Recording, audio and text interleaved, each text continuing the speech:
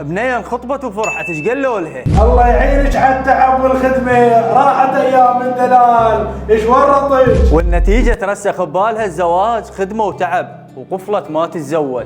حصلت او حصلتي على تعيين وطرتوا من الفرحة، عرفوا الاصدقاء والاقارب ايش قالوا؟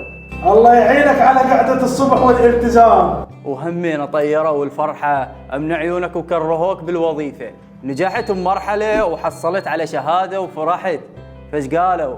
هو وينك وتعيين؟ راح تخلصها نايم بالبيت. وهم كسروا واهسك ودمروا تفكيرك وطموحك. طبعا هاي الحالات اللي ذكرناها كلش قليلة، وبعد اكو هواي حالات ومواقف يكون للسلبيين دور كبير بتخريبها وتدمير نفسيتك، واكيد كلكم مواجهين هذا النوع بحياتكم وسودوا كل شغلة حلوة بعينك. فخلي نتفق بمجرد سماعك كلامهم ردد بينك وبين نفسك، ترى تجاربهم بالحياة مو مقياس.